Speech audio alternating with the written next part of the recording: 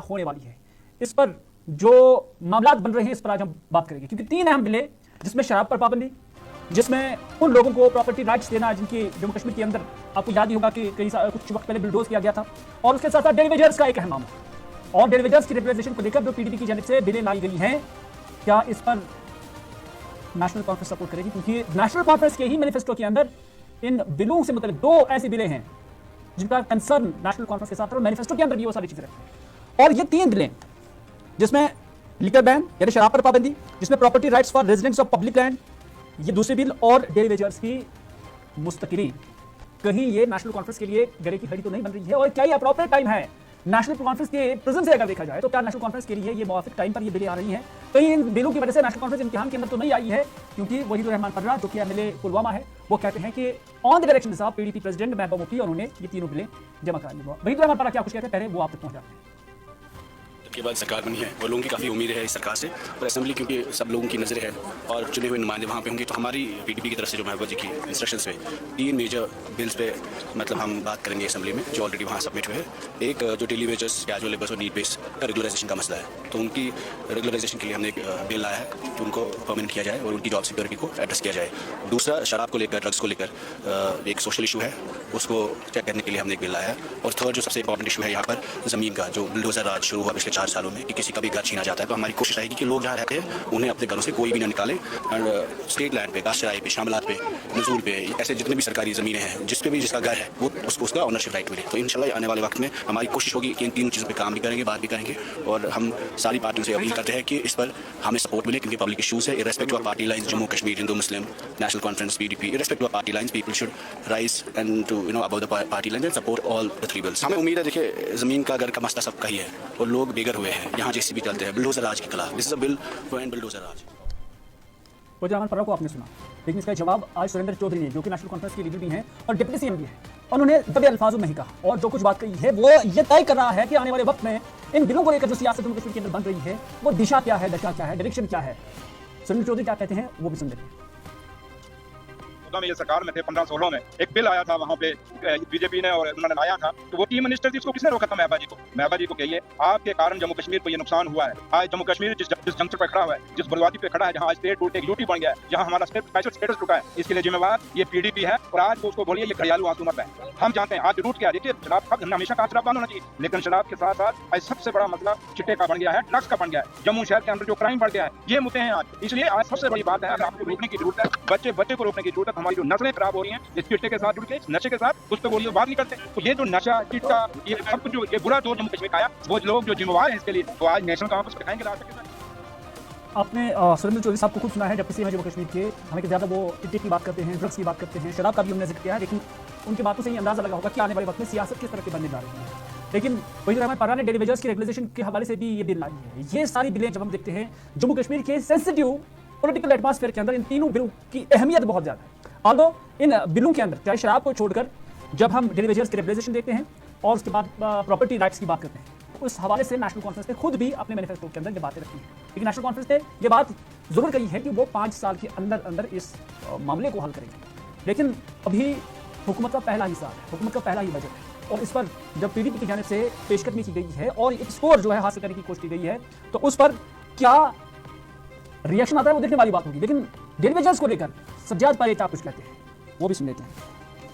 से गुजारिश करना चाहेंगे, वो तो इस मामले से वाकिफ है। जब कैबिनेट सब कमेटी 2014 में बनाई गई तो उसके चेयरमैन थे, तो वो इस हर एक पहलू से डेलीवेजर्स के इस मामले से कैबिनेट सब कमेटी की रिपोर्ट से वाकिफ है। डेलीवेजर किस मुसीबत में और किन हालात में जिंदगी गुजार रहे हैं, क्या सूरत हाल पैदा हो गई है, वो इनसे वाकिफ है। उनसे भी हमारी गुजारिश होगी वो इस बिल को एलो करे। और हमारे यहाँ पे honourable chief minister Omar Abdullah sahab से भी हमारी गुजारिश होगी, उनका भी शुक्रिया कि उन्होंने अपने इलेक्शन मैनिफेस्टो में इस चीज़ का जिक्र किया था, कांग्रेस ने भी जिक्र किया था, बीजेपी की लीडरशिप से हम मिले थे तो उन्होंने भी अपने इलेक्शन मैनिफेस्टो में इस चीज़ का जिक्र किया। इन सबसे हमारी गुजारिश होगी कि ये एक इंसानी मामला है, ये एक समाजी मामला है, 60,000 कुनू का मामला है, 60,000 खानदान से जो 5 लाख लोग वाबस्ता है, उनके अफराद खाना का मामला है। इस पर इंसानी बुनियादों पर सोचा जाना चाहिए और इंसानियत को मद्देनजर रखते हुए असेंबली में इस बिल का सपोर्ट करिएगा। और डेलीवेजर्स का जो इशू है, जो बर्निंग इशू है, जो डेलीवेजर्स तड़प रहे हैं, मर रहे हैं, चीख पुकार कर रहे हैं, उनका मामला हमेशा हमेशा हल करने के लिए अपना ताउन पेश करिए। और दूसरी बात यह कि अगर इसमें इस बिल को जब इस बिल पे वोटिंग होगी या इस बिल को पास किया जाएगा, अगर उस पर किसी ने मुखालफत की तो हम समझते हैं वो इंसानियत को दुश्मन होगा, वो इस तबके की, जम्मू कश्मीर के अवाम के इस तबके का एलानी दुश्मन होगा। और साथ में ही हम महराज मलिक साहब का भी शुक्रिया अदा करते हैं, उनसे भी हम मिले थे, उन्होंने रेस्टोरेशन ऑफ ओल्ड मेंशन के लिए बिल लाई। हमें तवक्का है रेगुलराइजेशन जो बर्निंग इशू है, old restoration of old connection, इन दोनों के हवाले से असेंबली में जो बिल लाई गई इस पर हम दर्दना गौर किया जाएगा।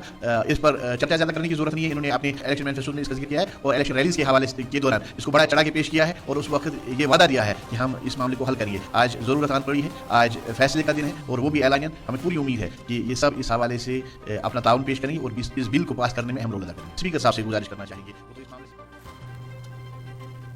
तो नाज़रीन, आपने देखा डेलीवेजर्स का रिएक्शन क्या है। उन्होंने कहा कि जो बिल इस बिल के खिलाफ होगा वो हम समझते हैं कि वो सिर्फ इन डेलीवेजर्स के खिलाफ नहीं है, बल्कि उनका मानना है कि ये इंसानियत के भी खिलाफ हैं।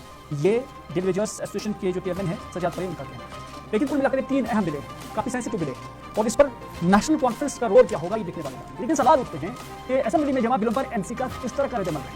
क्या एनसी बिल सपोर्ट करेगी? क्या ये बिलें एनसी के लिए मुनासिब वक्त पर नहीं आई? ये भी एक सवाल है, क्योंकि अगर नेशनल कॉन्फ्रेंस करना चाहते हैं तो क्या ये सही वक्त था? क्या ये बिलें असेंबली के अंदर टेबल हो पाएंगी? ये भी आज हमारा सवाल है और इन्हीं सवालों का जवाब देने के लिए हमने पैनल बुलाई है और इसमें नेशनल कॉन्फ्रेंस के एमएलए सीनियर लीडर अब्दुल मजीद लारवी और जम्मू कश्मीर के सियासी मामला के माहिर अहमद अयाज जो है उन्हें दावत दी है। दोनों का मैं शुक्रिया अदा करूंगा कि अगर वो जुड़ रहे हैं और जब तक उनके साथ राब्ता हो पाता है तब तक ये जरूर कहना चाहेंगे कि जम्मू कश्मीर के अंदर ये तीनों मामले पोस्ट एप्लीकेशन आर्टिकल 370 काफ़ी नाजुक भी हैं, काफ़ी अहमियत के हामिल भी हैं, काफ़ी ज़रूरी मामले भी हैं। हम देख रहे हैं कि डेलीवेजर्स के साथ एक बड़ी तादाद लगभग 60,000 के करीब ऐसे फैमिलीज हैं जिनका मुतालबा है कि उनकी जो नौकरियां उनसे मुस्तकिल किया जाए। शराब की वजह से पूरा जम्मू कश्मीर काफ़ी मुतासिर हो चुका है और लैंड को लेकर जिन लोगों ने सरकारी ज़मीनों पर घर बनाए या जिन लोगों के पास ज़मीनें नहीं हैं, जिन लोगों के पास अपने मकान बनाने के लिए ज़मीन नहीं है और उस पर जो रद्द-ए-अमल लेफ्टिनेंट गवर्नर के राज के दौरान हमने देखा तो उससे क्या जम्मू कश्मीर की आवाम को निजात मिलेगी। ये अहम मामले हैं और उस पर सियासी जमातों ने, चाहे पीडीपी हो, नेशनल कॉन्फ्रेंस हो, इन सभी जमातों ने आवाम को ये भरोसा दिया था कि इस पर अगर वो हुकूमत में आ गए तो उस पर कानूनी साबित की जाए। मैं दोनों मेहमानों का शुक्रिया अदा करना चाहूँगा जुड़ने के लिए। अब्दुल मजीद लारवी साहब आपका भी बहुत बहुत शुक्रिया, जम्मू से जुड़ रहे हैं। लारवी साहब, 3 बड़े चैलेंजेस हैं आपकी सरकार के लिए, इस पर कोई शक नहीं है और आपकी जमात वादाबंद है मैनिफेस्टो के अंदर खासतौर पर 2 चीज़ों के लिए, जिसमें प्रॉपर्टी राइट्स का मामला है और उसके साथ साथ जब हम डेलीवेजर्स का जिक्र करते हैं तो वो मामला है। तो क्या अगर ये बिलें हम मैनिफेस्टो का ही पॉइंट देखते हैं,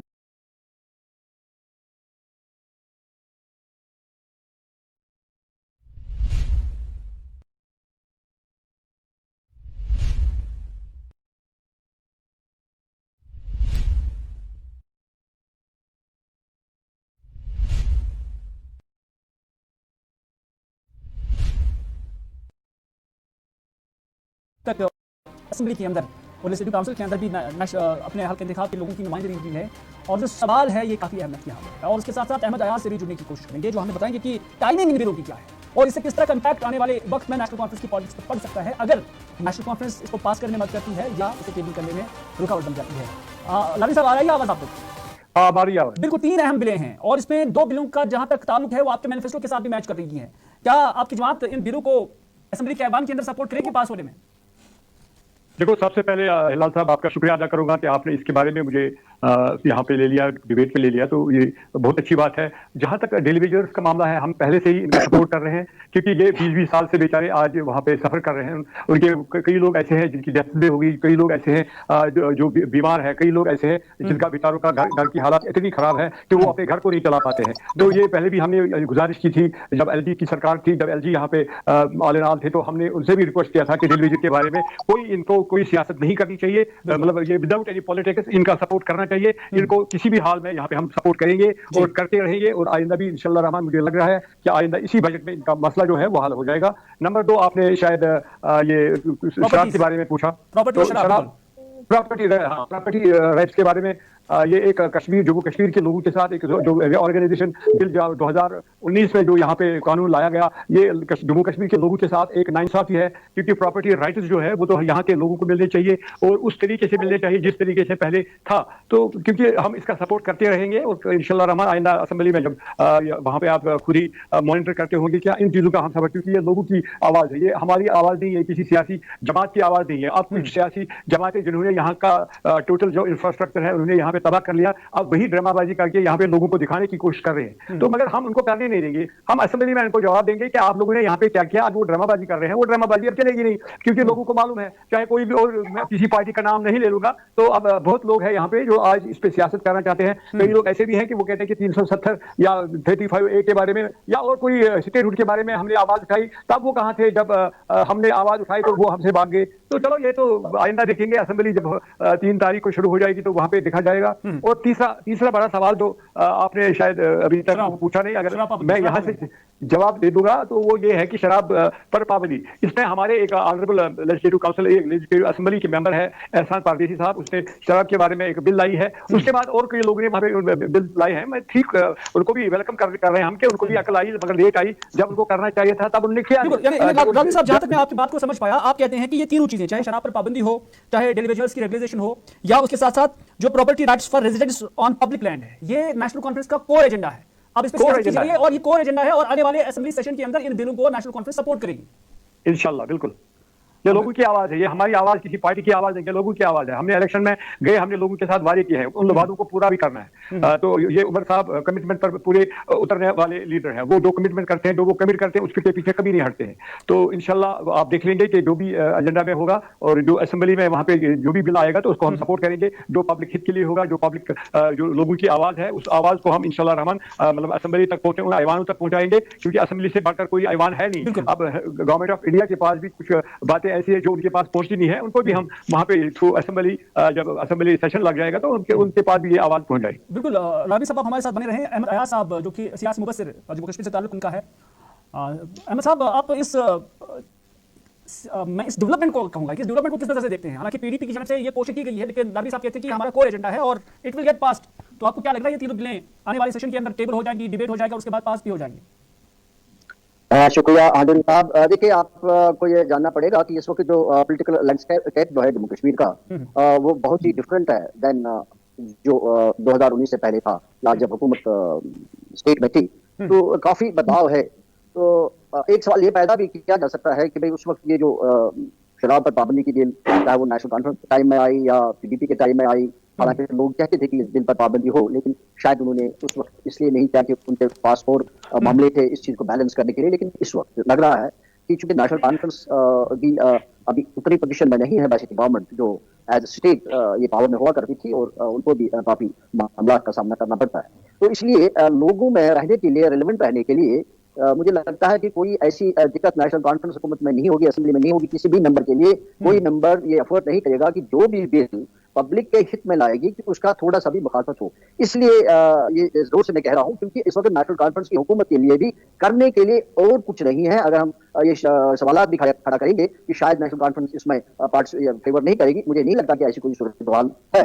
और हो सकता है उनका सोच ये था कि भाई रेवेन्यू जनरेशन हो या टूरिज्म का मामला हो, लेकिन चूंकि जब उनका स्टेटमेंट इसके बारे में आया तो उन्होंने भी रिएक्शन, लोगों की इस चीज को बाप लिया कि रिएक्शन क्या है, तो दूसरे दिन उन्होंने रिवर्स कर दिया। तो दूसरा, उनके पास कोई ऐसा इशू नहीं है, मामला नहीं है करने के लिए जो वो लोगों के लिए करें इस वक्त और इसको बैलेंस करें। लिहाजा चूंकि लोगों की आवाज है, चाहे शराब को बंद करने की बात है, चाहे वो डेली वेजर्स को रेगुलराइज करने की बात है, चाहे वो लैंडलेस को 5 माले लैंड देने की बात है, ये ऐसे इश्यूज हैं जो लोगों के साथ जुड़े हुए हैं। और इसमें ऐसा नहीं लग रहा है कि किसी पॉलिटिकल पार्टी या इंडिविजुअल को रिफ्यूज करने का, मतलब वो एक पोजीशन रखता हुआ या एफर्ट करेगा, वो चाहते हुए भी उनको सपोर्ट करना पड़ेगा, जो मेरा मानना है। क्या सरकार इस पोजीशन में है फाइनेंशियली? क्या सरकार के पास इतना रेवेन्यू रिसोर्सेज हैं कि इन चीजों को टैकल कर पाएगी? क्योंकि शराब पर काफी सारा हम देख रहे हैं कि टैक्स भी वसूला जाता है, हम देख रहे हैं कि गैस सिलेंडर भी देने, हम देख रहे हैं कि इंडिविजुअल्स को जब रेगुलाइज करेंगे तो उसके बाद उनकी सैलरीज भी बढ़ती है, और क्या फाइनेंशियल कंसेंट उसमें मिल जाएगा? एक बड़ा टेक्निकली जब हम देखते हैं तो बड़ा चैलेंज सरकार के लिए है, क्योंकि रिसोर्सेज स्टेट के अंदर उतने नहीं है। इस पर हम बाद में आ जाएंगे, लेकिन लालमी साहब से मैं जरूर ये कहना चाहूंगा कि शायद इस पर सियासत होती ही नहीं। लालमी साहब, अगर या पीडीपी को या पीडीपी के किसी मेंबर को प्राइवेटली ये बिल लाने की जरूरत ही नहीं पड़ती, अगर वाकई नेशनल कॉन्फ्रेंस की सरकार के लिए ये तरजीह होती, शराब पर पाबंदी, लैंड राइट्स और उसके साथ साथ जो इंडिविजुअल्स की रेगुलेशन है, तो इसे कैबिनेट के अंदर भी पहले अप्रूवल मिल जाता, उसके बाद सरकार इस बिल को यहाँ पर लाती, तो शायद नेशनल कॉन्फ्रेंस का जो ये कहना है कि हमारा कोर एजेंडा है, तो उसमें ज्यादा तकवीत मिल जाती और शायद सियासत नहीं हो पाती।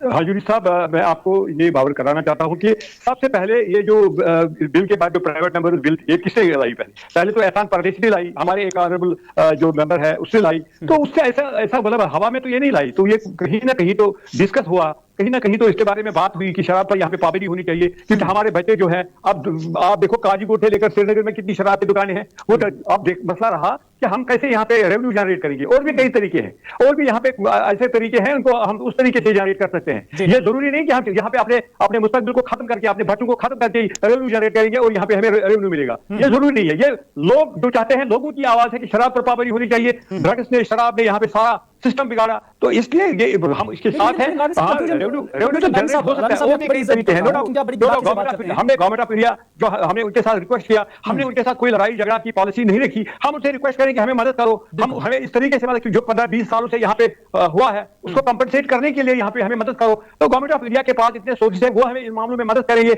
नो डाउट कि शराब के बारे में ये कहेंगे वो कि यहाँ पे टूरिस्ट आते हैं, ठीक है, मैं मानता हूँ टूरिस्ट आते हैं, जरूरी नहीं कि वो शराब पीने के लिए आते हैं। लालनी साहब, मुझे याद है कि इससे पहले जब ये बात उठी थी पीडीपी की सरकार में भी, तो उस वक्त के फाइनेंस मिनिस्टर ने ये बात कही थी कि ये चॉइस होनी चाहिए, और इसमें वेजिटेरियन और नॉन वेजिटेरियन की उन्होंने मिसाल दी थी। लेकिन आज जब ये बात उठी है, प्राइवेट मेंबर बिल आपके ही एहसान पारदीसी साहब ने लाई है, नेशनल कॉन्फ्रेंस का ताल्लुक है, लेकिन उसके बाद नेशनल कॉन्फ्रेंस के तर्जुमान का एक बयान भी आया जिसमें उन्होंने कहा कि हमें ये देखना होगा कि जो विजिटर्स हैं, जो टूरिस्ट हैं, उनके लिए क्या करेंगे। तो उसके बाद कंफ्यूजन सा पैदा हो गया है कि शायद नेशनल कॉन्फ्रेंस अभी इस बात को लेकर, शराब पाबंदी को लेकर अभी मुत्तफिक फैसला नहीं है, ये पार्टी का फैसला नहीं है, प्राइवेट मेंबर की एक चॉइस है।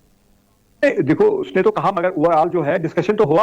ऐसे तो उसने प्राइवेट मेंबर बिल तो नहीं है, वो एक पार्टी के साथ मुंसलिक है, वो वहां पे कोई मतलब इंडिपेंडेंट तो नहीं है, किसी 2 या 3 मेंबर वाली पार्टी तो नहीं है। तो कुदरती बात है, ये डिस्कशन हुआ है, तो चलो ठीक है। हमारे तर्जमान साहब ने जो कहा, मे भी उसने किस तरीके से कहा कि, मगर ओवरऑल में जो हम ग्राउंड पर देख रहे हैं, जो ऑनरेबल मेंबरान से हमने बात की हुई है, सारा ये मतलब सारे लोग ये चाहते हैं कि इस पर पाबंदी होनी चाहिए। मतलब आपको मालूम होगा कि यूपी में और कई स्टेट्स में यहाँ पे पाबंदी है, मीट बेचने पर पाबंदी है, वहां पे नहीं, ठीक है, वो मजहबी मसला है तो ठीक है। हमने कभी ये नहीं कहा कि वहां पे क्यों हुआ, यहाँ पे क्यों। हम मुसलमान हैं, पहले तो हम मुसलमान हैं, उसके बाद हम पार्टी के साथ, किसी पार्टी के साथ मुंसलिक है। मगर एज अ मुस्लिम मैं यही कहूंगा कि शराब ने बुर्बादी लगा कि जो जम्मू कश्मीर में आज आप देख लो, मतलब मैंने पहले भी कहा था कि काजीगुंड से स्टार्ट होकर श्रीनगर तक आप देखोगे रस्तों में कितने, और ब्लैक में एक तो हो गया लाइसेंस होल्डर, और दूसरा ये जो लोग मतलब जिनके पास लाइसेंस नहीं, मतलब ब्लैक में वो बेचते हैं, वो सत्यानाश कर स्कूलों तक वो पहुंच गए। अब जिस तरीके से ड्रग्स का इस्तेमाल अब हमारे बच्चे कर रहे हैं, उसी तरीके से शराब का इस्तेमाल होने लगा है। तो अगर ये कंट्रोल में नहीं आएगा तो मुझे लगता है लानत है उस चीज पर कि अगर हम चाहेंगे कि रेवेन्यू जनरेट होना चाहिए तो नहीं,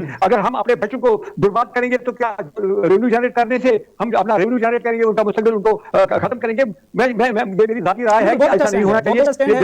इंडिविजुअल स्टैंड है या पार्टी का स्टैंड है, लेकिन बहुत अच्छा स्टैंड है। मुझे लगता है कि आवाम के अंदर इस बात की बड़ी सराहना होगी कि अगर नेशनल कॉन्फ्रेंस की जन्म से बाकी चीजों को लेकर, खासतौर पर शराब को लेकर इस तरह का स्टैंड जो है असेंबली के अंदर भी लिया जाता है। लेकिन अहमद आया साहब, फाइनेंशियली मैं समझता हूँ, जहाँ क्योंकि मैं बड़ी बारीकी से जब हम देखते हैं तो उमर साहब के लिए सरकार करना बहुत चैलेंजिंग है, इस एतबार से भी अभी खजाने भी खाली है, इस एतबार से भी कि आपने लोगों के अंदर जो है लोगों को एक होप भी दी है, उम्मीदें भी उनको दी है, और उसके बाद आपके पास इख्तियारात बड़े महदूद है। अगर आज असेंबली के अंदर से ये बिल पास भी हो जाती है तो फिर क्या आपको लग रहा है कि इसका जो फायदा है वो आवाम को उसी वक्त मिल जाएगा, या कि फिर it is subject to governor, it is subject to LG या एलजी's अप्रूवल?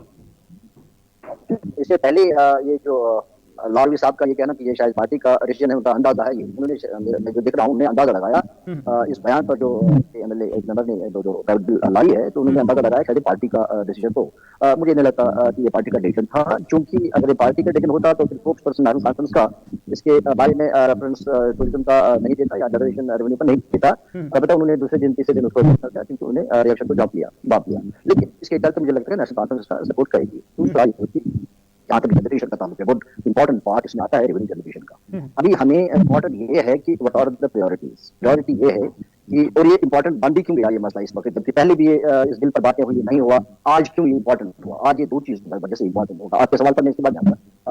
2 चीजों की वजह से इंपॉर्टेंट इसलिए बन रहा है। एक ये कि अब मंशियात बहुत फैल रही है, और जो हमारी प्रायोरिटी बन गई है एज ए सोसाइटी कि बच्चे मंशियात में की तरफ राग़िब होते हैं, इसलिए इसकी अहमियत ज्यादा बनी कि शराब पर बैन किया जाए, इसको ऐड ना किया जाए। जो बच्चों की खराबियां हो रही है, जो हमारा शराब तो मामला है, लेकिन डेलीवेजर्स का मैं क्योंकि मुझे याद है शराब क्योंकि वो एक डोमेन है सरकार, इसमें कोई शक नहीं है, लेकिन डेलीवेजर्स को लेकर जहां तक आज तक की सरकारों का मैंने पढ़ा भी है, ऑब्जर्व भी किया है, हर किसी सरकार के लिए बड़ा चैलेंज था इन्हें रेगुलर करने के लिए। साबिका जम्मू कश्मीर के एक जो चीफ सेक्रेटरी है, उन्होंने ये भी कहा कि मुझे याद है उसकी प्रेस कॉन्फ्रेंस में उन्होंने कहा कि अगर हम इनको रेगुलर करेंगे तो फिर 2050 तक हम किसी को नहीं लगा सकते, कोई क्रिएशन नहीं हो सकती है।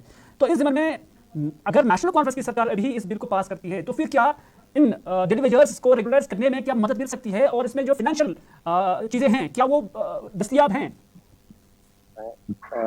इसमें शायद पहले भी कभी बात हुई हो, लेकिन इस वक्त बहुत चैलेंजेस का सामना है हुकूमत को, बहुत ही चैलेंजेस का, लेकिन उसके चलते भी उनको इसको पॉलिटिकली भी देखना पड़ेगा। एक रेलेवेंट रहने के लिए उनको कुछ न कुछ करना ही है। ये जो इम्पोर्टेंट इश्यूज आ रहे हैं जैसे रेगुलराइजेशन का या शराब पर पाबंदी का या लैंड का, ऐसे इश्यूज या बिजली को कंसेशन करने का, ये डायरेक्टली लोगों के साथ कनेक्टेड है और इसमें पार्टीज का रेलेवेंट रहना बहुत जरूरी है। और मे नॉट इस चीज के लिए कि आपको फायदा हो, लेकिन पॉलिटिकल पार्टीज को अपनी एक्टिविटीज करने के लिए, रेलेवेंट रहने के लिए कुछ न कुछ करना पड़ेगा। उस चीज को मद्देनजर रखकर मुझे लगता है कि कहीं न कहीं कोई रास्ता निकालेंगे, कम से कम ये अपने तौर से अपने टेबल से क्लियर कर देंगे। बाकी आगे क्या होता है, इस पर अप्रूवल हो जाता है नहीं हो जाता है, जो भी आगे इसके जो हायरार्कीज होंगे, जो भी अथॉरिटीज होंगे, जो भी बाकी एजेंसीज होंगे, मेरा मानना है कि नेशनल कॉन्फ्रेंस गवर्नमेंट इसको अपने लेवल पर थ्रू करेगी। नेशनल कॉन्फ्रेंस इसलिए मैं कह रहा हूं कि जो मेजॉरिटी में है असेंबली में, ज्यादा दूसरे चीजें का ज्यादा रोल नहीं बनता है, वो अपने लेवल पर इन चीजों को थ्रू करने की कोशिश करे। आगे क्या होता है वो दूसरी बात है, लेकिन कम से कम उनके पास ये रहेगा भाई अपने लेवल पर तो हमने किया, आगे चाहे एलजी ने रोका, चाहे सेंटर में रोका, किसी और अथॉरिटी ने रोका, कम से कम उनकी वहां जवाबदारी नहीं बनती है। अपने लेवल पर तो उन्होंने कर दिया, जो एक रिप्रेजेंटेटिव कलेक्टर के होने उनको करने की जरूरत है। नेशनल कॉन्फ्रेंस को पॉलिटिकली एक फेस सेविंग मिल सकती है और नेशनल कॉन्फ्रेंस इससे ज्यादा कर भी नहीं सकती है, क्योंकि फिर भी जब यहाँ से बिल पास हो जाता है उसके बाद लेफ्टिनेंट गवर्नर का जो अप्रूवल है वो इसमें बहुत जरूरी है, लेकिन क्या वो हो जाता है नहीं हो जाता है वो फिर नेशनल कॉन्फ्रेंस सरकार का डोमेन नहीं है। फिलहाल आप दोनों मेहमानों का बहुत बहुत शुक्रिया, अब्दुल मजीद आर्मी साहब आपका भी बहुत बहुत शुक्रिया, अहमद अयाज साहब आपका भी बहुत बहुत शुक्रिया इस लाइव डिबेट के अंदर जुड़ने के लिए। एक अहम मामला की 3 बिलें और तीनों अहमियत की हामिल, और नेशनल कॉन्फ्रेंस ने स्पेशल रिपोर्ट के अंदर इस बात का ऐलान कर दिया है कि आने वाले सेशन में इन तीनों बिलों पर नेशनल कॉन्फ्रेंस सपोर्ट करेगी। जो स्पेशल रिपोर्ट के जरिए वॉइस टीवी के जरिए आप बड़ी खबर हम आप तक पहुंचा रहे हैं कि National Conference is all set to जो क्लियर, ये जो 3 बिलें हैं इन 3 बिलों को सपोर्ट और क्लियर करने के लिए नेशनल कॉन्फ्रेंस ने हामी भरी है। ये तीनों बिलें अभी तक जिसमें एहसान परदेसी जो कि नेशनल कॉन्फ्रेंस के ही एमएलए हैं और उसके साथ साथ मीर फयाज जो पीडीपी के एमएलए हैं, उन्होंने शराब पाबंदी को लेकर बिल लाई है, और डेलीगेट्स और प्रॉपर्टी, इन 2 बिलों को वहीद रहमान परा ने लाया है। तो कुल मिलाकर ये 3 बिलें काफी अहमियत की हामिल हैं। आने वाले सेशन में देखा जाएगा और सबकी नजरें इन बिलों को लेकर होगी और उसमें क्या ये बिल पास हो जाती है और फिर आगे का मरहला जो होगा वो अभी भी हम ये कह सकते हैं कि दिल्ली बहुत दूर है।